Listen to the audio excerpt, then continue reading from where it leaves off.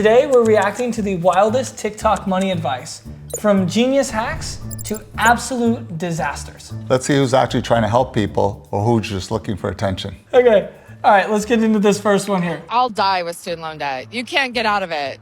How much in student loans? So my schooling was $90,000. I'm close to $200,000 in debt with interest.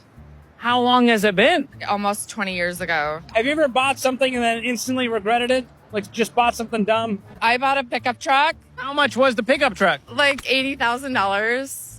It was used, $80,000. My plan was also to put it on Turo, right? So other people can use it as well. And then Heard about this scheme before. I had friends that were like, no, let me just lease it from you. And then I've gotten over. And who pays for the truck? Wow, she keeps making great decisions. Yeah, I mean, one right after another. Yeah. First of all, the student loan thing, I understand it. It's so easy for you you're 18 years old, you don't have any financial ability to pay it back, and the government will lend you $90,000. Yeah. Try having a job and try to get $90,000 to go start a business. And they're like, no, you got to meet this requirement, this requirement, this requirement. But if you're getting a student loan, it's like, yeah, I'll take $90,000. Here you go. And then people think like, oh, they're not getting a bill, so it must not be accruing interest. And it's taken already 20 years for her to pay that car off. By the time with the opportunity cost, that car ended up costing her $1 million over a lifetime. $1 million car and the student loans are going to be... Yeah, crazy. Like, even if she starts making good money, you can't get ahead from those decisions. Think about at least once a day, every single day, is like, you know how companies have like their meetings where they talk about like how to grow the numbers and how to increase revenue and stuff. I'm just like, why don't we not grow the numbers? Like, what if we just don't grow them? What if we're just like, we reached the number, like the number has been reached and we don't have to grow it anymore. And we just like all hang out and just stay the same. Wow, she's very ambitious. Could you imagine what that corporate meeting would be like? Hey guys, our company, I know we're trying to impact more people and do all those things, but let's just not. Let's just take it easy. And all the people that we're paying money to, they don't have to work. It reminds me of The Apprentice. Remember that show, The Apprentice? Tell me. You're fired. Fair enough. All right, let's go to the next one.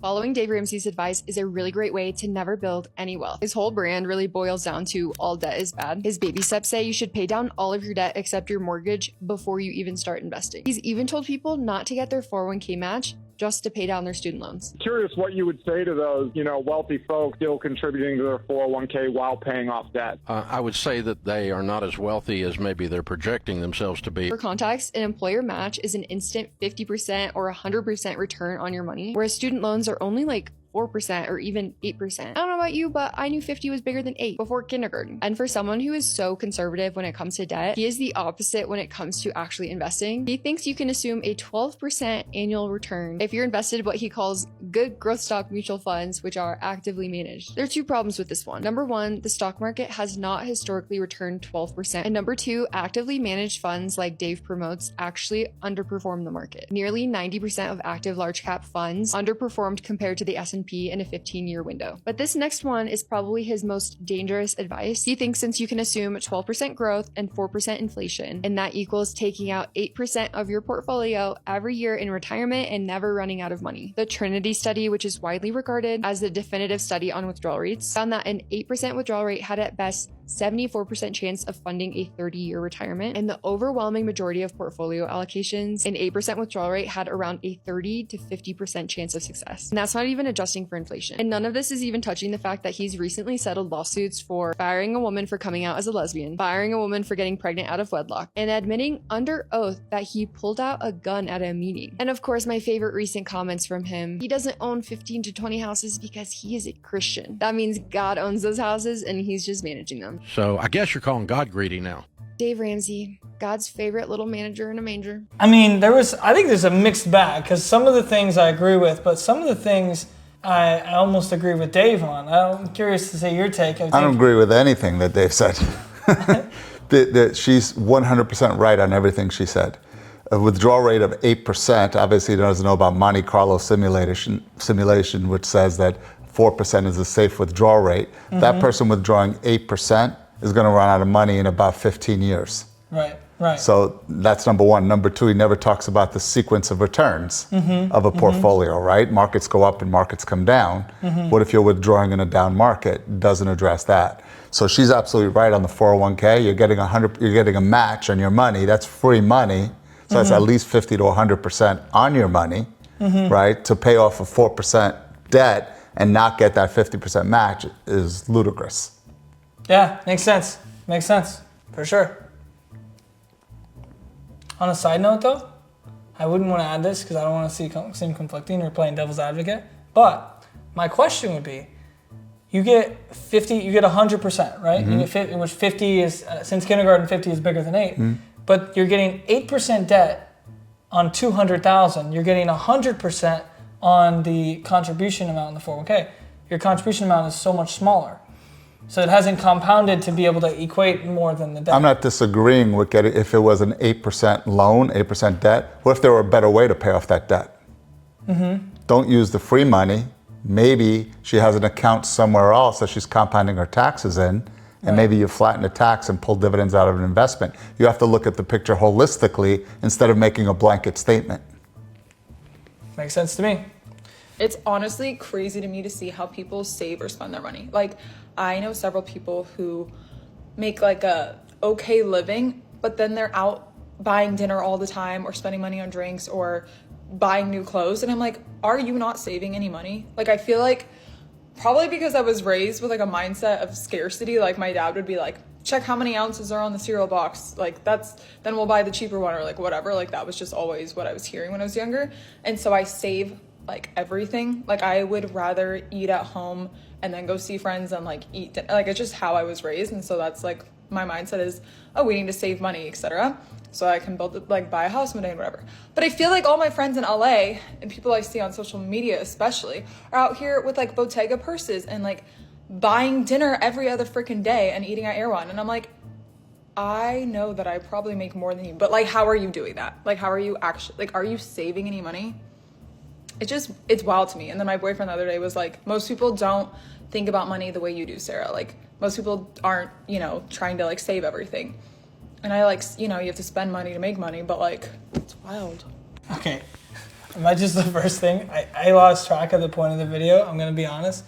Because like, I heard the word like 400 times in the same video. And like, I couldn't like stop hearing. I was like. Well, don't forget, not to knock LA, but she's from LA. I mean, that's fair. That's fair. I mean, LA, but. Well, look, we talk about rules, right? Financial rules. Yeah. One of the rules is you have to save 20% of your gross income somewhere. As long as you're saving 20%, then enjoy your life. You want to go buy dinners, but learn to pay yourself first. Yeah. And adhere to that 20% rule. Yeah, because otherwise, like, you can't. Yeah, like. Anyway, let's go to the next one. If you're investing and haven't been paying attention lately, you could be screwing up your portfolio. I'm Vivian, your BFF, and your favorite Wall Street girlie who teaches you all the finance lessons you should have gotten in school. So what's going on? The S&P 500 has long been the benchmark for the stock market, and buying an index fund that tracked it was a quick and easy way to build a diversified portfolio. But recently, the S&P 500 has gotten more and more concentrated. Most people buying S&P 500 index funds are assuming they're buying a little piece of 500 different companies, hence the 500. And while that's sort of true, turns out the top 10 largest companies account for about 40% of the index. Imagine buying a mega bag of Halloween candy assuming you're getting a bunch of flavors and you get home and nearly half of them are Almond Joys. Tough if you're looking for variety. Right now, investing in the S&P 500 is in large part taking a bet on the Magnificent 7 tech stocks. Not perfect if your goal was to invest in a bunch of different stuff. And this isn't to say index funds that track the S&P 500 are a bad investment, but you may want to diversify your portfolio just a little bit more. How? You could consider index funds that track foreign markets, sector funds that focus on non-tech industries like energy, industrials, healthcare, consumer retail. And last but not least, look at funds that focus on small cap or mid cap companies versus some of those ultra large players. A diversified portfolio is a good portfolio, so in the same way I'm not buying just one stock, I'm not buying just one index fund either. Follow to learn more about investing. I mean, I don't know how I feel about this. That's just like... Well, look, you follow the S&P 500, but again, everything's always product focused without understanding. So she does make some valid points.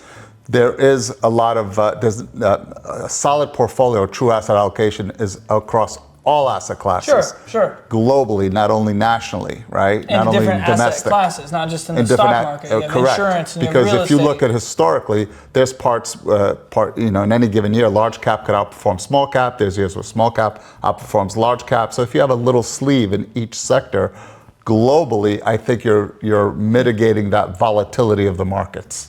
So this one is from Investor.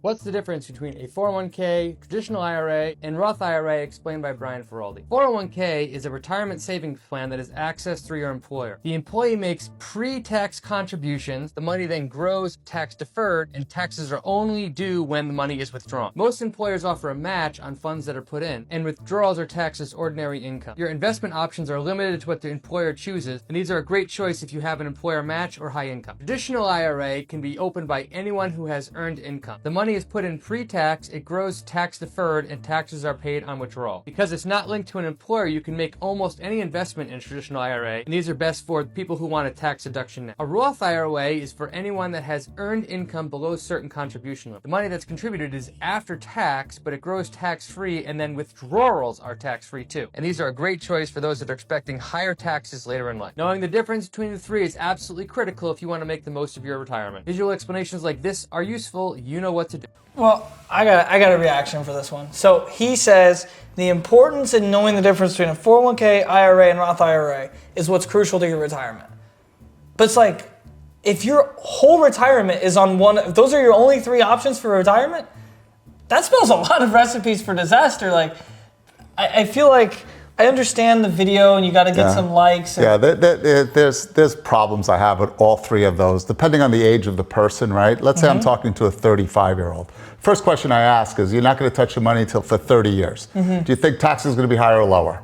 The answer I always get is higher. Yep. Well, it's possible, and we could do this calculation, and we often do it with our clients, that if you're saving in a 401k pre-tax over the course of 30 years, most of the tax savings over the course of 30 years, you pay back in the first 2.5 years of distribution. So, because there's tax explosion. The second problem with all those three scenarios, if I'm talking to a 35-year-old, is your money is locked up in jail. You can't touch it till age 59 and a half. So one of the things we talk about is money should be in motion, which is a rule to accumulate wealth faster. Well, your money in a 401k or IRA or a Roth can only work one time. You can't utilize it multiple times.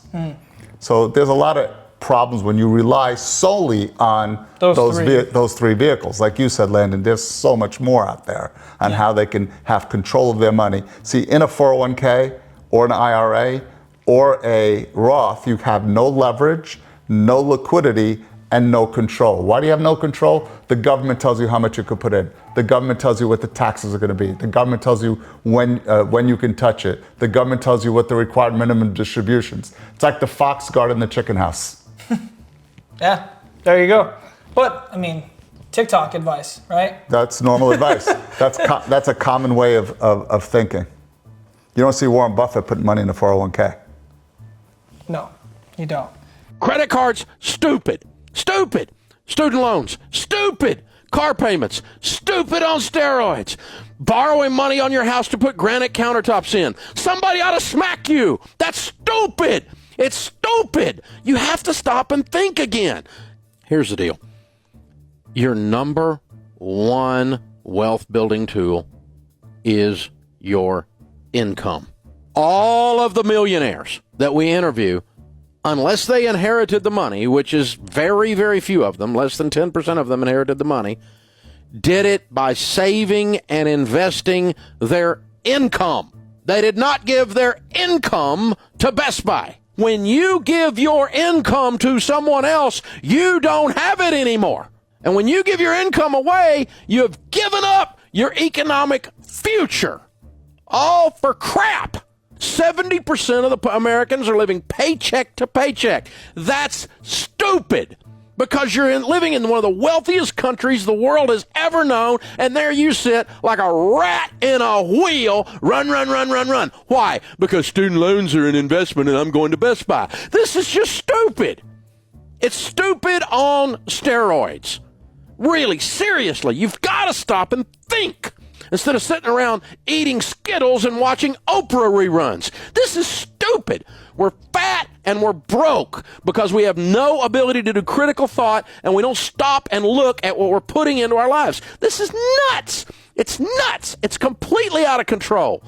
I mean, the number of people I've talked to just today with $25,000 and $30,000 owed on their stupid car. It's a car.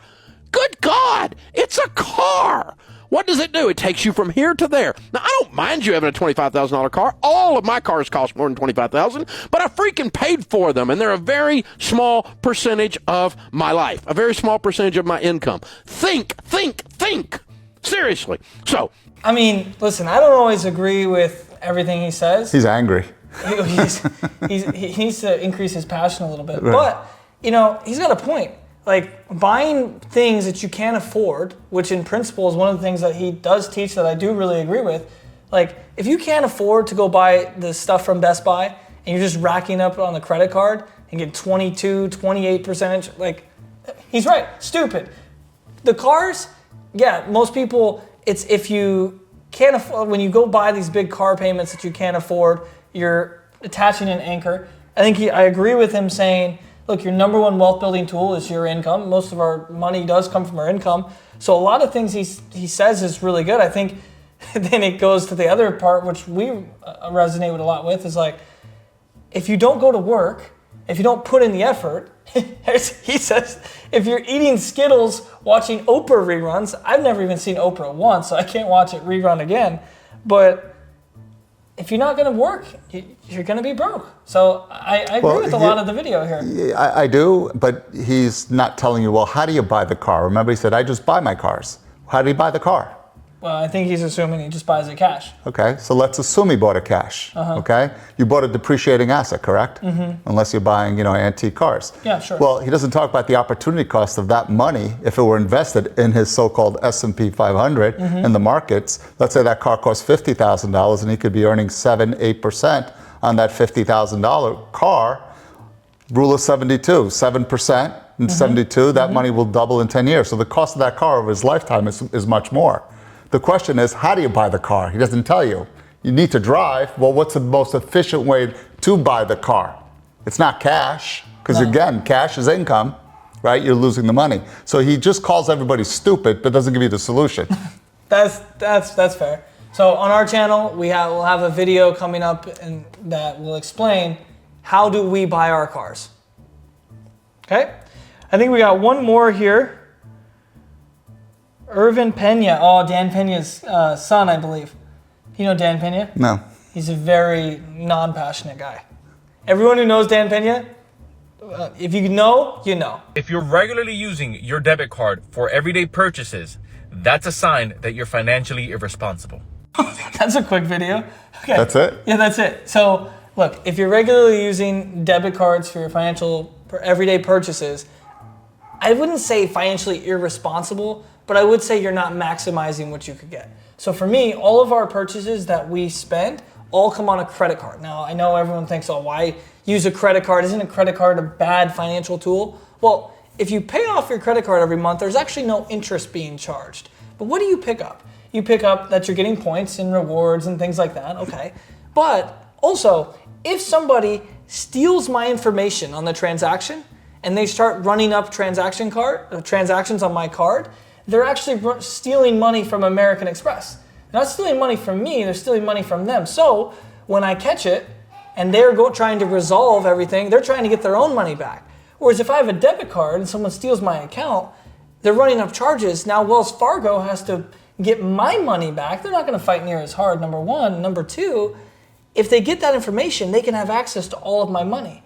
If they get my Amex information, they only have access to Like, Yeah. they don't have access to anything else. So I'm more protected and I'm getting more rewards. Yeah. What are your thoughts My on only comment here is really with identity theft, right? I think that's what he was alluding to. With the debit cards? With the debit card, right? So there's things that you should be doing. Like one of the things is when you're using a debit card, never put your PIN in. Mm-hmm. You know, you always just click OK. Mm-hmm. The point is, what do you do to protect that? That's what he's not saying. 'Cause Right. sometimes Again, he says, don't use have this. you don't have a choice, right? You might be in a situation you have to use a debit card. Right. So what can you do? What layers could you put in place to protect identity theft? Got it. So again, great for clicks, not necessarily for education, but it's TikTok, ladies and gentlemen. Enjoy the show, but I don't know if that's where I would say to get all your financial advice from, but maybe it gives you a couple ideas, and maybe you need somebody on TikTok to tell you how stupid you are to change your direction. I don't know, that's not really for me, but maybe that's for you. If you like this video, go ahead and subscribe and send us any videos you want us to react to. We're gonna be doing more of these in the future. Hope you had a good time, and we'll see you in the next video.